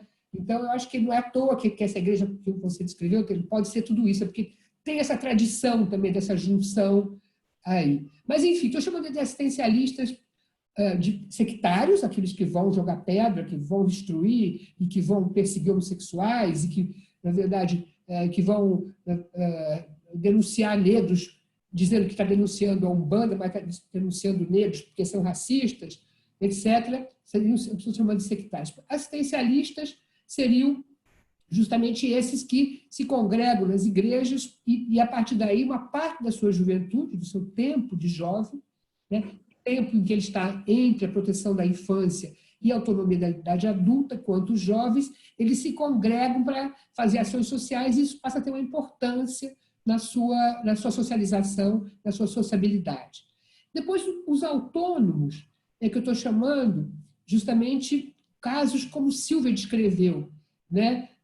Que são justamente aqueles que estão e não estão, um pé na igreja, um pé no mundo, e aí fazendo uma ponte com o Taylor, e que via cultura, e muitas vezes via materialidade da cultura, no sentido que é uma forma de fazer, né? Eles se ligam ao mundo evangélico, aonde você tem vários estilos, tem um oferecimento, uma oferta de vários estilos musicais, tem teatro, tem poesia, tem uma série de elementos que eu estou chamando um pouco, uma coisa que não havia em outras gerações, que é, vamos dizer assim, uma influência cultural evangélica que faz parte do espaço público hoje, né? Então, pesquisas mostram, por exemplo, pesquisas até uma que eu participei, feita em 12 capitais do Brasil, a música evangélica, no caso, o gospel, né, ele ultrapassa o número dos evangélicos de cada uma das capitais, quer dizer, ele transborda, é um estilo musical que está concorrendo, né, na indústria fonográfica, né, e isso cria um certo clima evangélico e que permite, não no caso que a Silvia nos colocou, porque esses jovens estão indo para a igreja, mas que permite essa fronteira entre pertencer e não pertencer, que eu acho que ajuda a crescer os evangélicos não determinados do censo. Nós vamos esperar agora o que vai acontecer no próximo censo, mas tem um pouco a ver com essa ideia de que, para a juventude, existe à disposição hoje um cenário onde aquilo que era antes o Brasil, que era um Brasil onde a festa pública, né, o calendário, ele era hegemonicamente católico, e com isso você dificilmente você conseguia fazer tão facilmente essa ligação entre se dizer evangélico e, ao mesmo tempo, e se dizer via a cultura, quando eu digo cultura aí, via expressões culturais, né, presentes na sociedade. Hoje isso mudou, né? Então, você tem aí isso que a gente está chamando, eu chamei genéricos naquele texto que você lembrou, Silvia, e aqui eu estou chamando de autônomos, porque estou querendo juntar um pouco, quer dizer, de trajetórias de gente que já saiu das igrejas, que aí eu achei bem interessante isso que você falou, porque eu fiquei pensando, Silvia, só uma questão para você depois falar. Eles eram, o menino, o Igor, acho que era o Igor, era filho do pastor, não, o Igor era o sobrinho, o filho é o Jorge. Pois é, como é que ele não era antes evangélico? Então, por que eu estou querendo chamar a atenção isso? Antes da crise, queria que você falasse, porque nós estamos tendo hoje filhos de evangélicos de segunda e terceira geração que se dizem sem religião. E claro que pode se dizer sem religião, porque eles não estão frequentando a igreja naquele momento. E a concepção de religião entre os evangélicos é que frequência e pertencimento são duas coisas que se juntam. Diferente do católico, que foi batizado, se diz não praticante. Então, é possível isso, mas segundo críticas, Taylor, aí voltando para você, críticas à igreja têm levado muitos jovens a se afastarem, ou então fazerem, como você falou, quase uma tolerância à diversidade católica, né? que o catolicismo foi feito dessa forma, né? É uma diversidade interna, cada um tem o seu catolicismo, mas a gente continua junto. Então, isso eu acho que essa geração, pode ser que esse teu informante principal, né, que você falou, rompa, entendeu? Ele pode romper, ou ele pode ganhar mais espaço ali dentro, ou seja, uma certa disputa de correntes internas que, no geral, levariam a uma ruptura e a fundação de um outro nome. Quer dizer, poderiam levar. A pergunta é um pouco se com essas mudanças no geral das opções religiosas para essa geração, ele vai estar ali dentro mais, quer dizer, de uma maneira quase católica, né? No sentido que ele vai estar ali, vai colocar a sua posição e não vai romper com aquela unidade na diversidade. Então, era uma questão que eu queria te colocar. Mas e aí, então, eu estou falando de sectários, assistencialistas, estou chamando de autônomos, né? Autônomos é uma palavra não é muito boa, mas eu quero juntar com ela os genéricos que nunca foram evangélicos, que apenas se aproximaram da cultura evangélica, desses que já romperam, segunda e terceira geração, e esses que Silvia colocou, que estão lá no muro. E o muro era uma coisa católica há pouco tempo, não era uma coisa evangélica. Quer dizer, eu achei genial aquela história. Ele espera amadurecer para ter o batismo, e aí pode ir o baile funk, né? Eu tenho outros depoimentos muito legais, que são assim, até o Alexander, que defendeu uma tese orientada pela Cecília Maris na UERJ, ele fala, separam duas roupas, uma roupa para o dia a dia, né, onde ele vai trabalhar e vai vestido, e uma roupa da igreja, do domingo. Né? Que são estratégias que os jovens vão fazendo porque não são rebanho, porque pensam, porque avaliam, porque negociam, né? Porque escolhem. E, por último, aí que eu queria chegar no meu ponto, e já devo estar quase com o tempo ruim. Como é que está o tempo, Taylor? Fica à vontade, professora. Pois é, mas eu não vou falar. Daqui a pouco a gente passa daí para a parte dos comentários, daí a gente... Certo. Mas tranquilo. Então, agora eu vou passar um pouco para a minha pesquisa, porque eu acho que vocês deram bastante exemplos dessa coisa dos tradicionais, dessa questão dos sectários, dos assistencialistas, dos autônomos, né? Estou me aproximando um pouco a minha tipologia do que vocês falaram. Agora, eu vou falar de um outro pedacinho, que eu digo pedacinho no singular, assim, no diminutivo, porque eles são minorias, mas eu acho que eles são muito importantes. É o que eu estou chamando de radicais. Esses radicais, na verdade, não, desculpe, estou chamando de engajados. Eles teriam uma conversa muito próxima com uma outra tipologia feita pela Carranza e pelo Sofiati sobre os católicos, que chamou de radicais, e eu estou chamando os evangélicos de engajados. Né? Então, o que eu quero falar sobre isso? Eu quero falar, eles são minorias, né? Absolutamente, a gente sabe que no Brasil, quando você fala de religião e política, você se aproxima da sociedade brasileira, a quantidade de jovens que atuam no espaço público a partir das linguagens da política, das linguagens socialmente reconhecidas como política, né? Não estou falando que os outros casos não tenham repercussões políticas, mas você pode ter repercussões políticas, mas, ao mesmo tempo, não ter, vamos dizer assim, não ser assumidas como políticas. E esse conjunto que eu vou falar agora, que seria um outro conjunto que completaria um pouco o quadro que vocês apresentaram, é um conjunto dos jovens evangélicos engajados. Né? E esse conjunto, tá, segundo algumas pessoas com quem eu entrevistei, onde é que é meu campo? Né? Eu acho que foi muito legal vocês falarem sobre etnografia, sobre esse trabalho de campo, uma coisa tão importante para quando a gente fala sobre religião, né? Uma coisa que vai no encontro e as generalizações que não passam por essa experiência que Silvia e Taylor tiveram de vivenciar internamente, de se questionando, de montando um quebra-cabeça, acreditando que o campo é para surpreender, né? Ele não é para confirmar o que eu pensava antes. Né? Então, antes de dizer isso, que eu acho que foi muito bonito nas duas falas, eu vou falar que eu não fiz um campo tradicional como vocês fizeram. Qual foi o meu campo? Meu campo foi a internet, né? E no sentido de transformar os mesmos cuidados que a gente tem quando a gente fala do território, quando a gente escreve o território, quando a gente percebe que conseguimos ver algumas coisas, não conseguimos ver outra, eu tenho quando eu falo de um campo que é perseguir certas manifestações religiosas de jovens através da internet. Ou seja, eu sei que eu não estou dando conta de tudo, eu estou dando conta de uma dimensão da realidade, e aí, dialogando com o Taylor, aonde você forma um certo espaço público virtual que fora de tempos de pandemia, né, se comunica com o espaço público presencial de uma maneira muito intensa. Agora, eu não trabalhei no tempo de pandemia, eu trabalhei no momento em que as duas coisas estavam mais ligadas, né?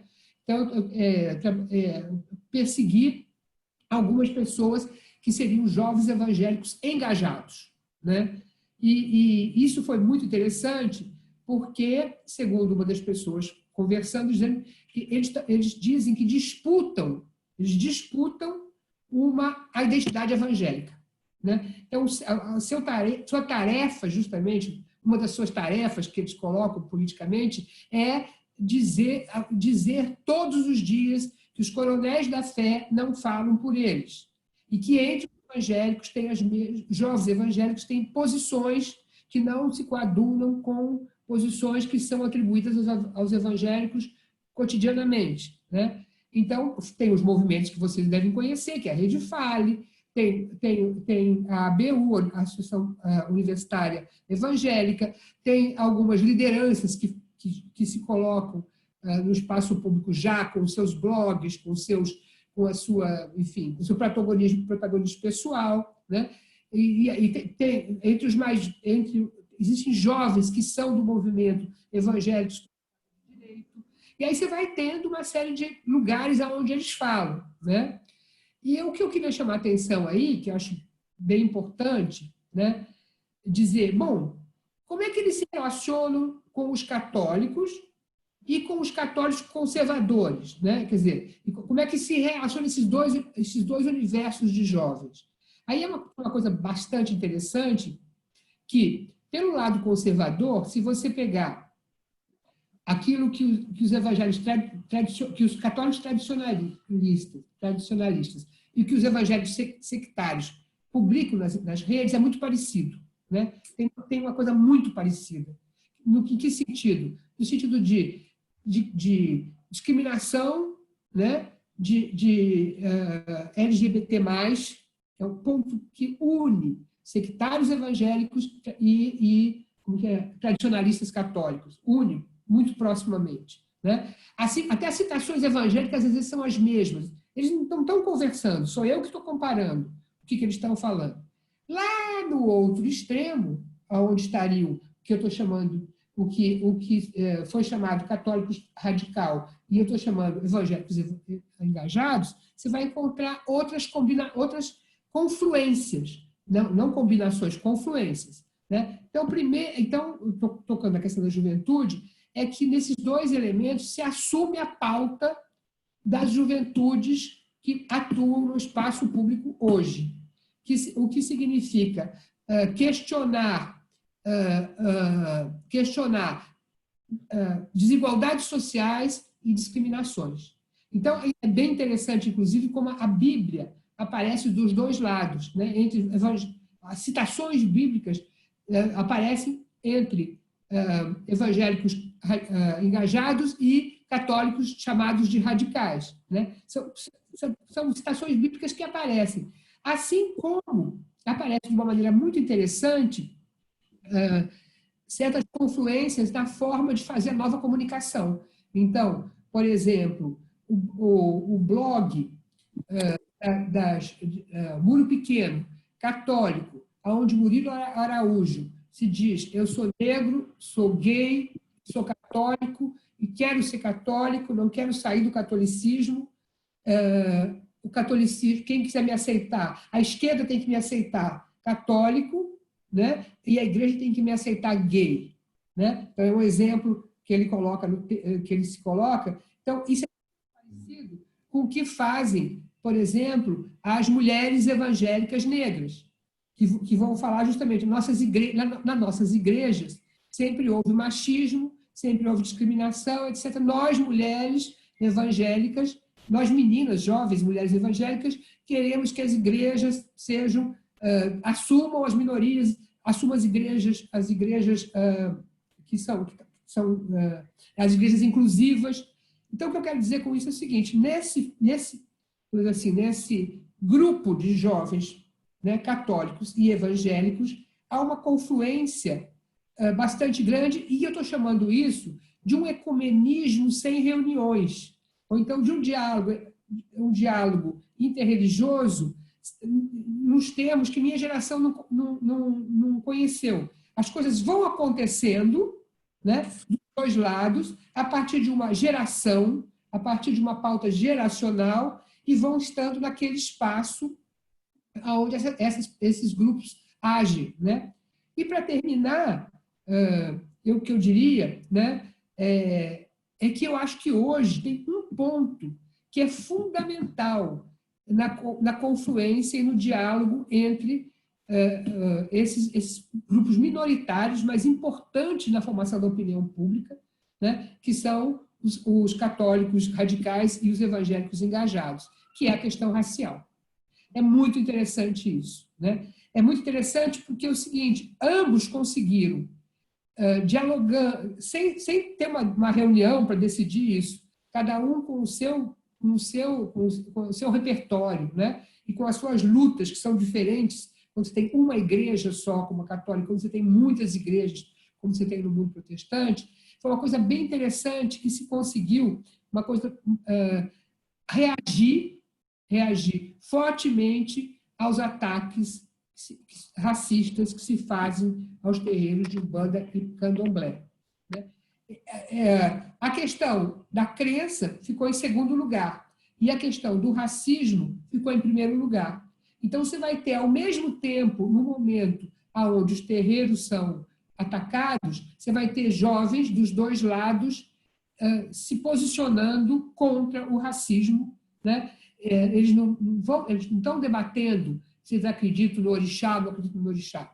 Eles se colocam na sociedade brasileira e se colocam o que significou para esse país essa herança racista, e ambos vão se colocar contra o racismo. Então, eu estou trabalhando um pouco com essa ideia, né, que determinadas situações sociais elas fazem com que esses dois grupos assumam uma das causas. Claro que depois, mesmo a questão do aborto, vai ter diferenças. Alguns não vão falar. Você vai ter no catolicismo um grupo pequeno, que são jovens ligados às católicas pelo direito de decidir, vão ser a favor do aborto. A grande maioria vai ser contra, né? Você vai ter, mesmo na questão LGBT+, não é todo mundo que pensa igual, mas a questão racial conseguiu ser um denominador comum hoje desses grupos católicos e evangélicos. E isso é muito interessante para a gente pensar o Brasil. Então, eu vou terminar dizendo que foi muito legal essa nossa colocação, porque os meus engajados, eles também não anulam aqueles que destroem religiões afro-brasileiras, também não anulam as estratégias que os jovens da Silva colocam, também não anulam a diversidade que o Taylor conseguiu ver dentro de uma mesma igreja, né? Mas eles existem também, né? E eu acho que é muito importante também a gente, quando vai falar sobre evangélicos em geral, falar sobre essas minorias atuantes para ajudar, para complicar mais, para não admitir justamente a facilidade que é a generalização. Então, muito bom estar com vocês aqui e montar esse painel. Obrigado, Regina. Bom, a gente teve excelentes, né, colocações aqui, né, 3 panoramas gerais, né, de nossas pesquisas, já adiantando comentários de intersecções, né, e agora a gente tem mais ou menos 30 minutos, né, para conversar, né, para fechar essas 2 horas de live, né, e comentar, né, uns aos outros, né. Então, cerca de 10 minutos cada um de nós poderia falar um pouco sobre retomar pontos, né, que falou na sua apresentação e que gostaria agora de comentar à luz das demais colocações feitas por nós aqui. Então, eu passo a palavra agora para a Silvia. Silvia, fique à vontade, então, para comentar a tua pesquisa, né, agora à luz desses novos comentários que foram feitos. Aperto, como é que eu faço? Vamos lá. Nossa, estou em tempestade mental aqui, com várias informações, mas vamos lá. Para falar da pesquisa sua e da professora Regina? seria para falar também sobre a sua, né? Agora comentários mais gerais depois dessa sessão, né, que a gente fez de apresentações, para que a gente pudesse talvez comentar, né? A professora Regina até colocou algumas questões, né, mais pontuais assim que a gente pode até desenvolver melhor agora. Claro que a gente não vai conseguir, né? A ideia é abrir ainda mais, né? Como disse a professora Regina, não é fornecer respostas, né, fechadas, mas assim coisas que a gente ficou pensando, né, dentro dessa tempestade de ideias agora que a gente teve. Eu acredito também que seja a questão do pertencimento, né? Principalmente no contexto das periferias, que é o contexto da hierarquia, da tensão entre hierarquia e individualismo, é o contexto das relações e relações de proximidade, o contexto das fofocas, né? Então, assim, sobre essa questão do pertencimento, a expressão que eles utilizam, que é muito, que nos ajuda muito, que é entrar para a igreja. Então, assim, ao assumir, ao se batizar, ao entrar para a igreja, você assume certos compromissos que se definem dentro da comunidade. Eu estou aparecendo? Está aparecendo, a imagem está um pouco congelada agora aqui. Então, deixa a imagem congelada. Deixa a imagem congelada, então. Peraí, deixa eu ver se eu consigo. Vamos lá. Ih, deu ruim. Se você quiser, Silvia, desativar também a imagem temporariamente e só falar, a gente está conseguindo te ouvir. Depois, talvez, a conexão fique melhor. Ótimo, então. Vamos lá. Então, essa questão de pertencer à igreja, dentro do contexto da periferia, dentro do contexto da favela, das camadas populares, é importante. Você assume aquela igreja, você também... Os atributos daquela igreja estão associados a você. Então, assim, entrei para a igreja, a sua adesão, ela vai estar sempre colocada à prova pelas relações outras dentro do contexto. Não apenas dentro da igreja, mas no contexto da comunidade. Fulano ali prega na igreja, mas eu vi ele ontem bebendo cerveja e não sei o quê. Então, essa ambivalência, essa ambiguidade, essas questões, elas são colocadas. Por isso que alguns interlocutores que eu entrevistei não assumiram o compromisso do batismo, porque eles sabiam exatamente que a adesão deles, a força da adesão, e ela vai estar sempre colocada em questionamento pela comunidade, não apenas religiosa, mas a comunidade do entorno. E aí eu tenho que falar Não, mas, Silvia, me diz uma coisa, por que o filho do pastor não era batizado ainda? Porque ele estava no meio termo, como ele coloca, né? Ele era funkeiro, eles falam que eles não estavam ligados ao que foi atribuído a eles, que eles não pertenciam ao tráfico. Mas ele do funk, como disse o próprio Jorge, saciava a carne, né? Eu acho essa expressão bem, bem rica. Então, ele saciar a carne, o que significa? Assumir certo hedonismo, que, se a gente olhar a categoria de juventude de modo geral, estão relacionados ao ser jovem, a participar de bailes, a fruição e etc. Então, o filho do pastor não é necessariamente... Não. Pronto, é só isso que eu queria que você falasse. Não necessariamente vai ser da igreja, né? E, inclusive, existe até um certo rumor sobre filhos de pastores. Dizem que na comunidade. E, Taylor, você pode falar uma coisa sobre a sua pesquisa? Ou Sim, não? posso. Não, eu fiquei pensando assim, vamos fazendo esse jogo, né, podem também, a Silvia pode passar para mim e a gente vai passando, né, uma conversa bem livre. Mas, assim, fiquei pensando nessa coisa que você falou do entrar para a igreja, né? Essa é uma questão muito interessante, porque eu fiquei pensando também no campo lá da Brasa Church, né? O trânsito que existe entre diferentes jovens que vão para os cultos no sábado à noite, né? Eu acho que essa discussão sobre trânsito, que foi bastante grande, né, especialmente nos anos 2000, né, a gente teve muita coisa sobre isso, ela é ainda muito útil para a gente pensar muitas dinâmicas, né? E eu fiquei pensando, por exemplo, o perfil desses jovens que vêm para a igreja, né, no sábado à noite, frequentam os cultos da Brasa Church. Muitos desses jovens, né, aliás, é um culto que reúne, segundo estimativas do líder, né, do pastor Maurício, cerca de 700 pessoas, né, nos cultos no sábado à noite, né, numa igreja que não é lá muito grande, né, acho que tem uma capacidade máximo mesmo de 1.000 pessoas. E esses jovens, né, nem todos são da Igreja Brasa, são pessoas de outras igrejas, como eu já vinha comentando aqui. Eu conversei com muita gente da Assembleia de Deus, especialmente, né, que vai lá, que frequenta, e aí tem diferentes tipos de frequentadores, né? Tem aquele frequentador que vai, tipo, uma vez para conhecer, né, para depois implementar isso na sua igreja, né, para levar isso, né, para sua comunidade. E tem aqueles outros jovens que não, aqueles jovens que frequentam assiduamente todo sábado, mas não participam da igreja, não ficam lá, não entram para a igreja nesse sentido, né?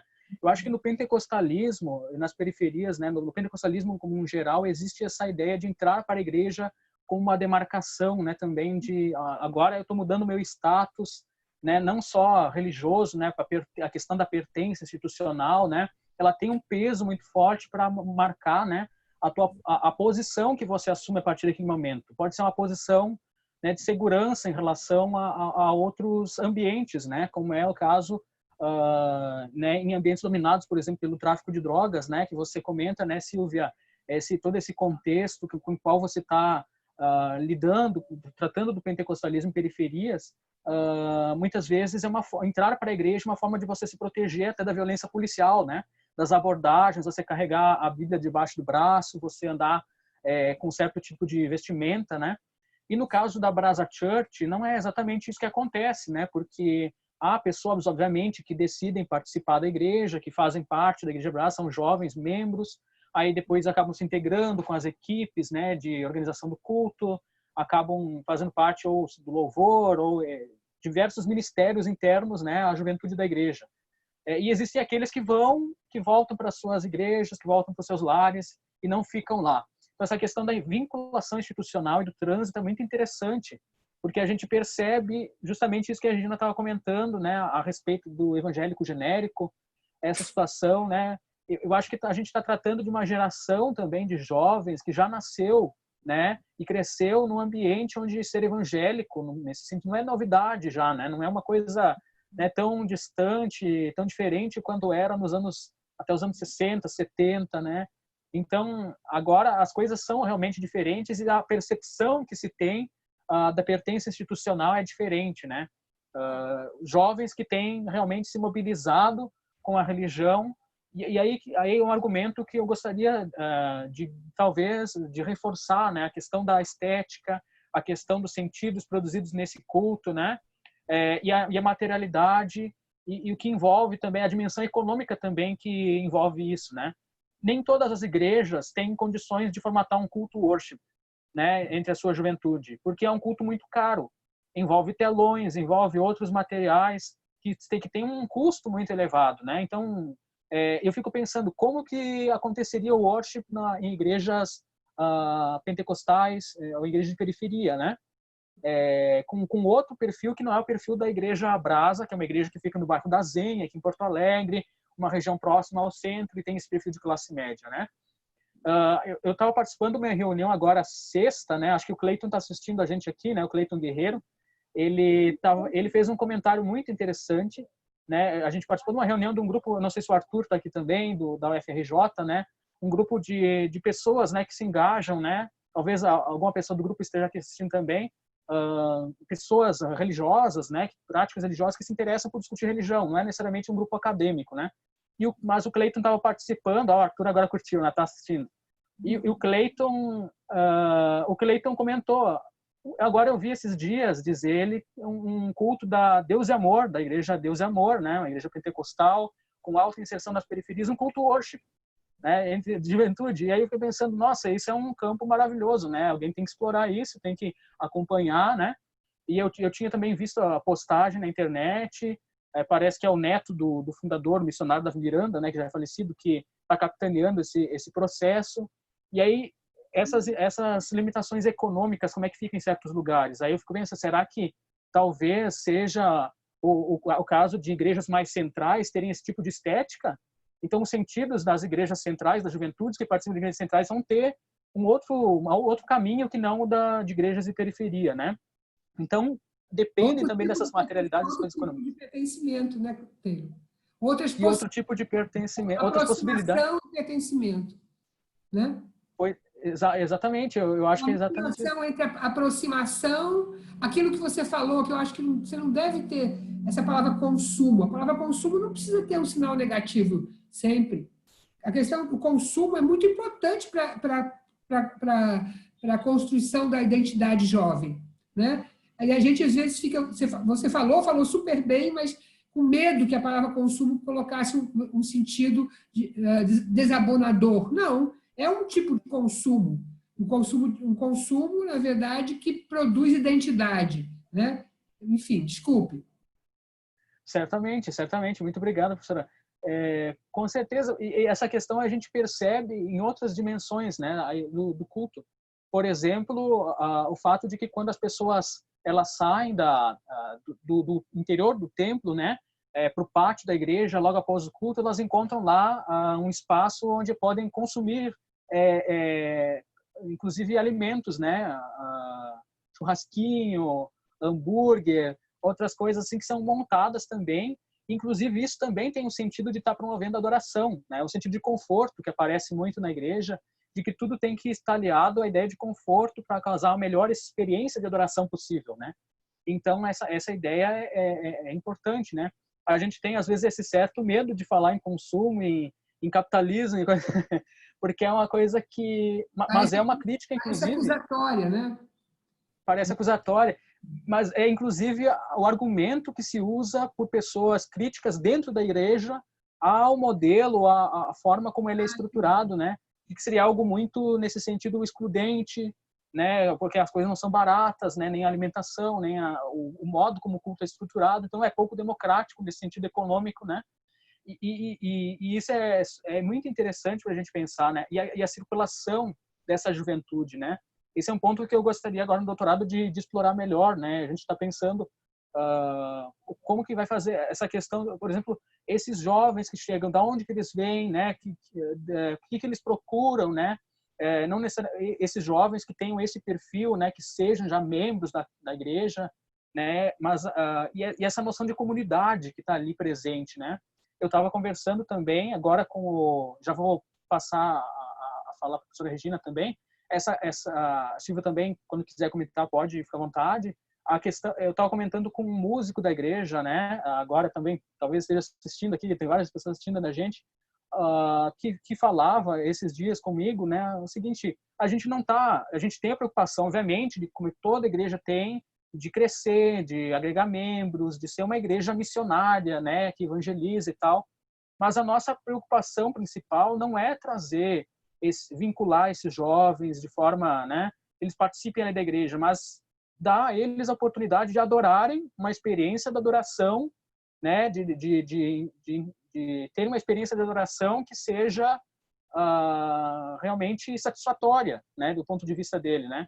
Então, eu acho fenomenal isso, né, porque a nossa ideia de que as religiões elas agem como rebanho aí, né, de converter as pessoas, de querer converter, parece que ali não é exatamente a questão simplesmente de converter, mas a questão do conforto, da sensação, da adoração, ela é muito importante, né? E a questão também da unidade na diversidade, daí respondendo também a Regina, né? Que foi uma questão que a gente comentou, essa questão da unidade na diversidade é bem interessante porque também rompe com outra ideia, né? De que todo mundo aja como um rebanho, né? Pensando da mesma forma. E por isso que eu coloquei até na dissertação o título A Cultura, entre aspas, né, porque tem sentido duplo para o reino e não do reino. A ideia de cultura do reino, né, se formal interpretada para dizer, todo mundo concorda, todo mundo segue, é a igreja da cultura do reino, né, o estilo da cultura do reino. Mas na verdade a cultura do reino é uma categoria em disputa, né? E nesse sentido então que a gente pode imaginar, né, o que seja adoração. A Silvia acabou caindo aqui, vou admitir ela de novo. Não voltou? Está voltando agora. Aproveitar aqui e perguntar uma coisa enquanto a Silvia não volta. E qual é a sua trajetória?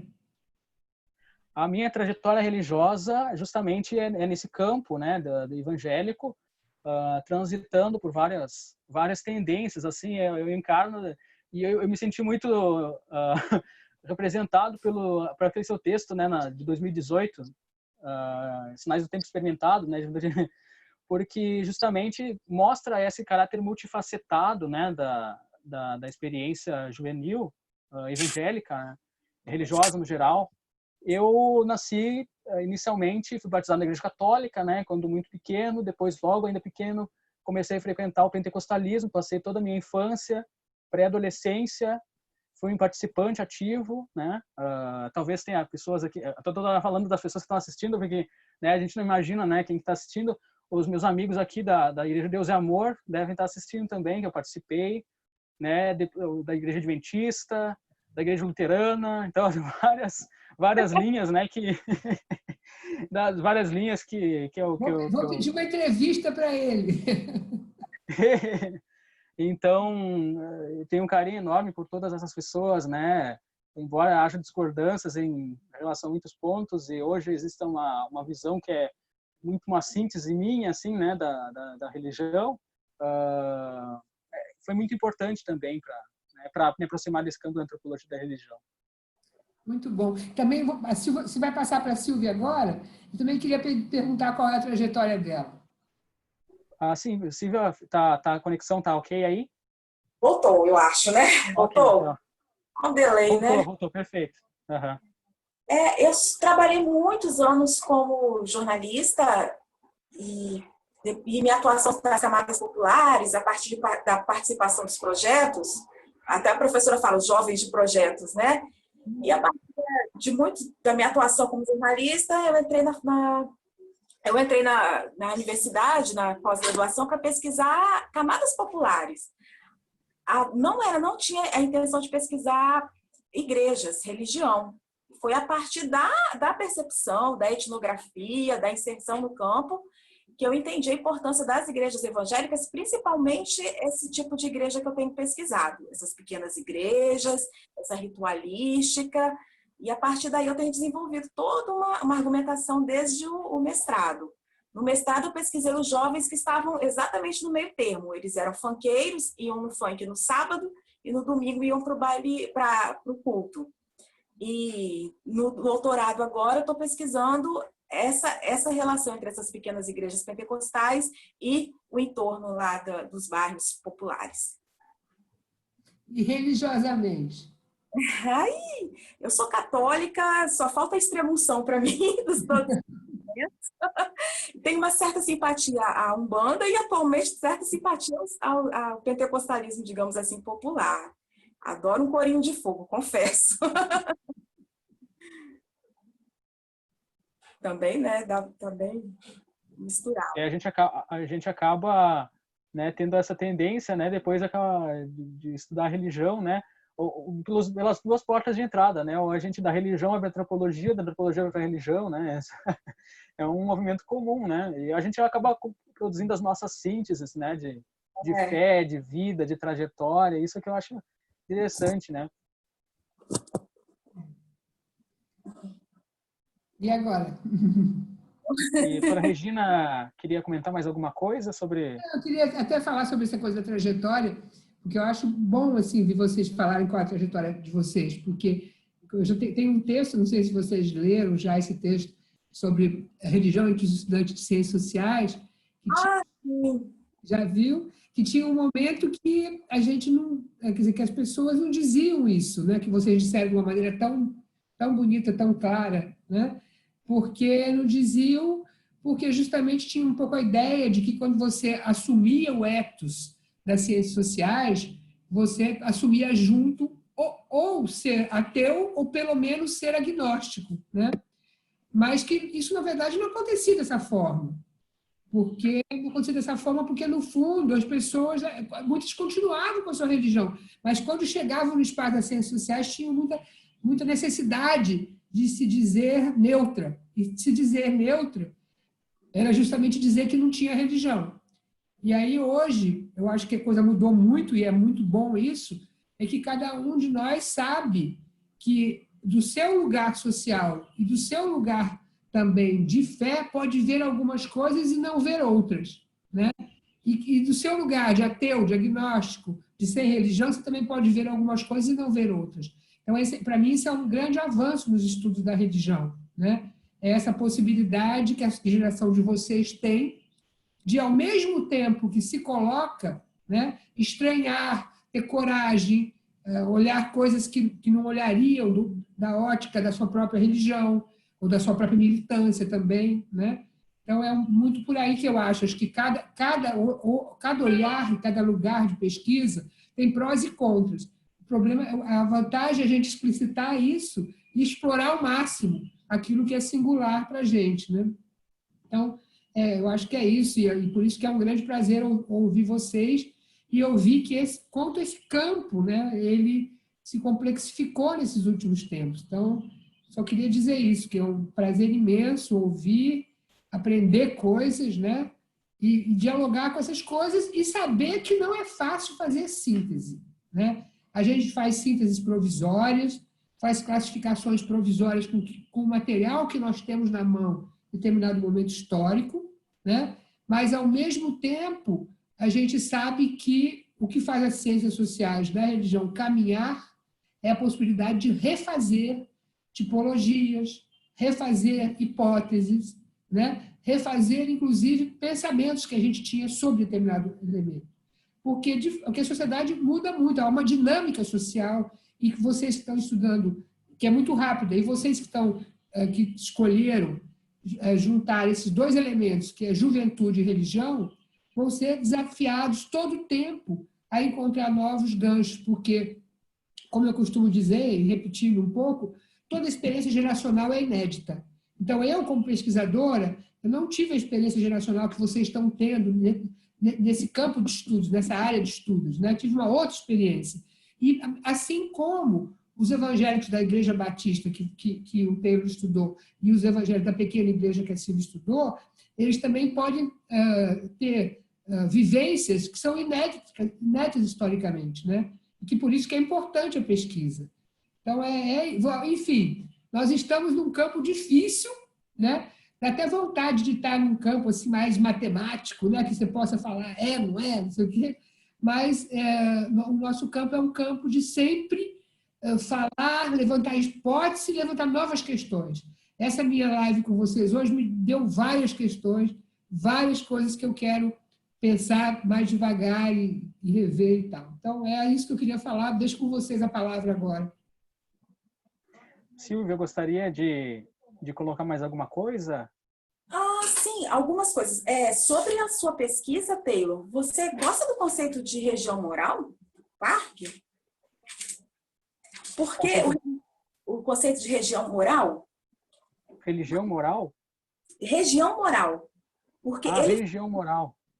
Que ele vai analisar justamente, assim, quando ele começou a pesquisa dele, os inferninhos, que não tinha nada a ver com religião. Quando você estava me falando do Wordsworth, eu falei, é um inferninho cristão, digamos assim. Desculpa o termo absurdo, mas assim, essa coisa da materialidade, das luzes e tudo, ela lembra um pouco essa questão da danceteria, ou não show, etc. Talvez o conceito de região moral possa, não sei, talvez possa ser rico para você. Para a professora Regina, só tenho a agradecer. E, professora, uma pergunta, não sei, sobre esses jovens engajados, se a senhora percebeu um perfil neles assim, primeiro, se são jovens de projeto, como a senhora colocou em outro artigo, ou se eles conseguiram ultrapassar a barreira que os meus interlocutores lá na periferia não conseguiram, que é do ensino formal. Muito interessante a sua pergunta, muito, muito, muito, muito, porque por incrível que pareça, os que eu estou perseguindo, que eu estou vendo, são parecidos com os jovens de projeto. Interessante a sua pergunta. Eu até vou prestar mais atenção, vou cuidar mais. Quer dizer, não os que eu estou seguindo, eu vou tentar levar essa tua pergunta mais a fundo, são jovens que, na sua vida, tiveram mediações, ou igrejas evangélicas ou católicas, ou então de políticas públicas ou do terceiro setor. É bem interessante o que você está perguntando. Eu acho que não é possível que não tenha uma juventude de classe... Eu sei que existe uma juventude de classe média, que também está, por exemplo, na Pastoral da Juventude, que também está na Rede Falho, etc. e tal. Mas, por acaso, esses que eu estou seguindo mais perto, eles fazem um pouco esse perfil, sim, né? Ou seja, eles também são, vamos dizer assim, fruto de uma confluência entre mediações governamentais, não governamentais e religiosas. Quer dizer, ou seja, mediações que eu digo pessoas que passaram pelas suas estratégias, pelas suas trajetórias de vida, né? Eu acho bem legal. Por exemplo, essa moça que eu citei, essa articulista do Globo, né, que eu citei tão fortemente com a questão do rebanho, né, Ana Paula Lisboa, ela é, na verdade, alguém que passou da igreja evangélica local, e ela fala, inclusive, que as pessoas não sabem o que é o voto por proximidade, que é aquele voto que você dá pelo pastor e não pelo partido, nem pelo líder, né? E depois ela entrou num grande projeto que existe aqui no Rio de formação de jovens lideranças. Então, uma bela pergunta, ela é negra, né? O outro menino é gay, enfim, eu acho que estou percebendo que eu estou trabalhando bastante com essa confluência entre demandas, né? Agora, o que é interessante nisso, que tem essa confluência entre demandas, né, de uma geração juvenil, que reflete conquistas que foram acontecendo nos últimos anos, mas eles escolhem, vamos dizer assim, a linguagem e a dimensão religiosa para se colocar no espaço público, né? Então, porque eles poderiam, claro que eles podem estar num movimento racial, claro que pode estar também no movimento LGBT, mas assim, o locus tem sido o locus religioso. E isso é muito interessante, né? Quer dizer, você pode perceber como é que essa junção se faz. E também é interessante perceber como disputas e questões, disputas por se colocar no mundo. Eu acho que o Taylor colocou bem. Quem está numa empresa religiosa, ele quer aumentar os seus adeptos. Uma religião, um grupo, uma alternativa religiosa que não quer aumentar os adeptos, enfim, está faltando um pedaço, porque religião e política, ambos envolvem paixão. E o que envolve paixão, envolve busca de adesão, né? É normal isso. Mas então eles poderiam, respondendo a sua pergunta, Silvia, eles poderiam escolher outra forma de se manifestar no espaço público. E eles escolhem a dimensão religiosa, né? Então, muito boa pergunta. Vou pensar sobre isso. Bom, estamos chegando, então, no nosso horário, né? Essa discussão vai muito longe, né? A gente precisa ampliar, né, esse espaço, né? Super agradecer, assim, né, a sua Regina pela disponibilidade, né, que teve de falar conosco, né? Silvia, que acabamos conversando, né, sobre as nossas pesquisas, vendo similaridades, né? A gente achou nossa questão periferia, né, classe popular, pentecostalismo, igreja batista, hoje classe média, daria uma super discussão e deu, né? Foi ótimo, assim, né? E a gente agradece muito o convite, vamos estabelecer contatos. Essa aqui também é a primeira live que a gente está fazendo, né? Não sei se a professora Regina está acostumada, né, com o Iseli e tudo mais. A Silvia, não sei se é a primeira Regina a Silvia é a primeira live que faz, mas enfim, que participa dessa forma, né? Mas eu aqui, né? A gente não conseguiu transmitir ao vivo no YouTube, infelizmente, mas a gente vai colocar depois a gravação, né? Lá, esse formato agora que está sendo feito, né? Para mim é uma coisa nova, assim, foi uma experiência muito boa no sentido acadêmico, no sentido tecnológico também, né? Mas no acadêmico, sem dúvida nenhuma, traz contribuições imensas para pensar pesquisa de doutorado, para refletir sobre aquilo que foi feito no mestrado, e só tenho a agradecer mesmo, Silvia e Regina, e, enfim, quero passar para vocês também só para dizer as palavras finais e depois a gente se despede aqui do público, né, e depois já para disponibilizar mais tarde no YouTube. Muito obrigado. Bom, eu só quero agradecer muitíssimo. mandar uma grande saudação aí para o NER, para a URGS, para o seu orientador, meu querido Emerson, e dizer que ele deve ter muito orgulho de você, Taylor. E também quero fazer uma conversa. Silvia, que a gente continue conversando, né? E um abraço para a sua orientadora, para o pessoal de Juiz de Fora e particularmente para você. Se foi a primeira live dos dois, estão aprovados. Foi muito bem. Foi um grande prazer. Muito obrigada. Ai, que bom. Ai, ih, travou o meu de novo. Ai, meu Deus. Travou o vídeo? Se quiser falar só com a voz mesmo, falar com a voz é um pleonasmo, né? Mas, enfim, Nem se quiser sei. só falar, fica à vontade, viu, Silvio? Eu sou toda gratidão hoje para falar com o Taylor. Primeiro, agradecer seu empenho, arrasou aí nos comandos, e a professora Regina, que é uma referência. Agradeço, eu estou agradecida hoje, é o meu sentimento a todos vocês. Um abraço. Tá certo. E fica o nosso agradecimento também ao NER, no Estudos da Religião, né? Pelo suporte, a Associação de Ciências Sociais da Religião do Mercosul também, né? Pela também retransmissão. E o Eduardo Duro, desculpe. Ah, sim. Professor Eduardo, professor Rodrigo, professor Emerson também tá assistindo a live, né? Tá comentando aqui também. A gente não conseguiu dar conta dos comentários, né? Por conta enfim, do nosso formato atual, mas mais adiante a gente pensa em outros formatos para também ter mais interação com o público, né? Também outros amigos aqui, né? Seria talvez injusto eu mencionar alguns e esquecer de outros, né? Mas enfim, então nós ficamos por aqui. Agora estou tendo problemas com o celular aqui que está caindo. Então eu vou gravar, né? Terminar a gravação aqui do vídeo e disponibilizar no YouTube. Então, mais uma vez, muito obrigado. Obrigado também a quem nos assistiu e nos encontramos aí na próxima. Uma boa tarde. Boa tarde. Tchau.